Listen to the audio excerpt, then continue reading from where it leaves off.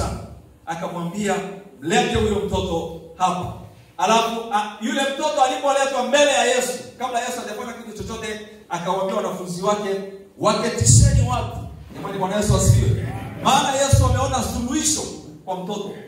Namna ya watu kula, Yesu ameshaona kwamba hapa majibu yameshatokea. Akamwambia, waketisheni watu. Wakaenda wakawaketisha, wakamaliza. Alafu ukisoma katika kitabu cha Luka, alitoa maelekezo kabisa, anawaambia waketisheni watu. Alafu ukishawakatisha, wagaweni katika mafungu ya watu 50 wakiwa wamekaa. Maana yake ili wapate namna nzuri ya kuhudumia. Sasa Yesu alichofanya, Yesu akamwendea yule mtoto, akachukua ile mikate 5 na samaki wangapi jamani? 2. Akainua juu, akamwambia, Baba, ninakushukuru wewe utupae chakula.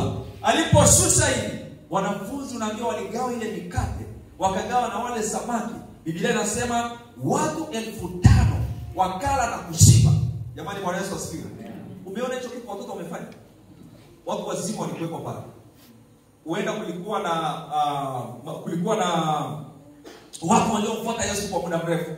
Kulikuwa na watu ambao pia walikuwa na imani na huduma, walikuwa na mambo mengi sana. Wanafunzi wenyewe wa Yesu walikuwa pale, lakini hawakuwa na suluhisho. Lakini anatokea mtoto na analeta matokeo makubwa, na Yesu na watu wanapata kushiba siku hiyo, na si tu kushiba na kusaza. Maana Biblia inasema walipomaliza kushiba walikusanya vikapu 12. Maana yake walikula wakashiba, vikaokota vilivyosalia ikabaki 12. Lakini aliyesababisha muujiza huo kutokea ni nani jamani? Si useme kwa sauti, mtu wa Mungu. Ni mtoto amesababisha. Sasa nataka tuangalie, nataka tuone maeneo 4 makuu ya kuhakikisha unamhudumia mtoto wako ipasavyo. Maeneo makuu 4. Kwa kuwa tumeona nguvu ya mtoto, tumeona uwezo wa mtoto, tumeona jinsi ambavyo Mungu ameachilia uwezo ndani yake, tumeona jinsi ambavyo Mungu anaweza kumtumia kwa viwango. Maana yake mtoto ni mtu wa thamani sana katika kanisa. Mtoto ni mtu wa thamani sana kwako wewe. Hata kama wewe ni bibi, mtoto ni huyo mjukuu wako ni wa thamani sana kwako, kwa sababu ipo nguvu ambayo Mungu ameiweka ndani yake.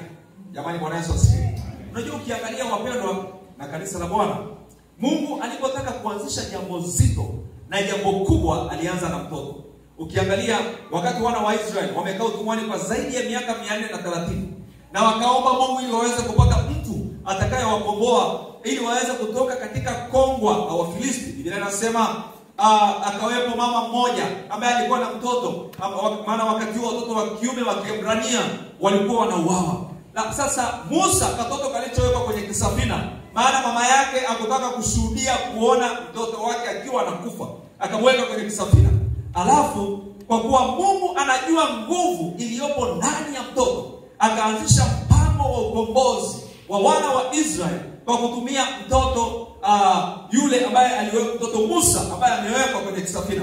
Na unaona Mungu kitu anafanya, haijalishi ingechukua miaka mingapi Musa kukua na kufikia eneo la kufanya huduma ile, lakini Mungu aliona nguvu ambayo ilikuwepo ndani ya mtoto. Na tunaona jinsi ambavyo Musa alifanyika kiongozi mwenye nguvu, kiongozi aliyesimama na kuongoza ile taifa la wana wa Israeli. Iko nguvu kubwa sana ndani ya mtoto, kanisa la Bwana.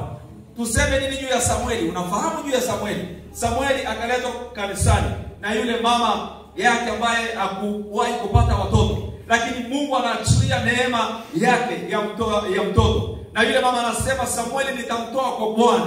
Na yule mtoto anakuja kwa Bwana. Yule mtoto anakuwepo pale, na Mungu anamwandaa kwa kazi kubwa. Na tunaona Samueli anaendelea kukua, na baadaye Mungu anazungumza naye akiwa mtoto mdogo, na baadaye Samueli anafanyika kuwa kiongozi mwenye nguvu katika taifa la Israeli. Jamani, Bwana asifiwe. Akawa kuhani, akawa muamuzi, akawa nabii kwa wakati mmoja. Mungu akaweka vitu vya thamani ndani yake, na kuna vitu vikatokea. Samueli akafanya mambo makubwa. Tuseme nini juu ya Daudi? Si tunafahamu jamani, akiwa kijana mtoto mdogo, Bwana akampaka mafuta kwamba wewe ndiye mfalme baada ya Sauli. Akiwa kijana mdogo, Mungu anamtumia kwa viwango visivyokuwa vya kawaida. Unaona jinsi ambavyo anamuua Goliathi, anaanza kuonyesha nguvu, anaanza kuonyesha uwezo. Mungu anaanza akiwa mdogo, ile nguvu ambayo Bwana ameiweka ndani yake. Sasa kanisa la Bwana, watoto ni wa maana sana kwetu. Hawajaja kwa bahati mbaya. Tulikuwa tunasoma katika Zaburi 127 mstari wa 3 hadi 5. Biblia inasema wana ndio urithi wa Bwana, kwetu sisi ni thawabu. Alafu maana yake Mungu anapoachilia watoto kwetu sisi ni mali yake, ni kwa ajili ya kazi yake. Lakini kwetu sisi wanakuja kama zawadi. Mtoto kwangu ni zawadi, lakini kwa Mungu ni mali yake. Sasa mimi lazima ni ile zawadi niitengeneze, niandae. Ndio maana anasema katika Mithali 22 mstari wa 6, mlee mtoto katika nchi ipasayo, naye hata iacha hata atakapokuwa nini jamani? Mzee. Maana yake ni nini? Mimi hiyo zawadi niliyopewa si tu nikae nayo, lakini niifundishe, nimsaidie, nimjenge katika maadili ya kimungu, nimfundishe, niwekeze kwake, niweke vitu vya Mungu ndani yake. Alafu Mungu yeye kazi yake anashikilia vile vitu naviweka. Alafu kadiri anapoendelea kukua na kukua, Mungu ana shughuli naye, ana kazi na yeye. Jamani, Bwana Yesu asifiwe. Hawa watoto tunaowaona hapa, jamani, kanisa la Mungu, hatujui kama kuna rais yuko huko ndani. Sio kama tunaelewana jamani? Hatujui kama kuna mchungaji mkubwa yuko huko ndani. Hatujui hata askofu wa nchi, askofu wa kanisa letu yuko huko ndani. Hatujui tuna waziri, hatujui tuna daktari, tuna injinia, tuna watu wakuu, tuna wakurugenzi, tuna wakuu wa mikoa, tuna watu wakubwa, tuna marais wako huko ndani. Hatujui. Maana unapomlea mtoto hujui mwisho atakuwa nani. Leo ungemuuliza Mama Samia wale wazazi wake, jamani, kwani alijua Mama Samia atakuja kuwa rais?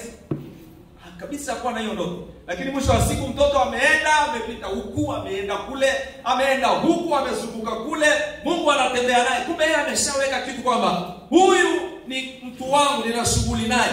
Anaenda kule, mwisho wa siku tunashangaa amesimama. Wanauliza ametoka wapi?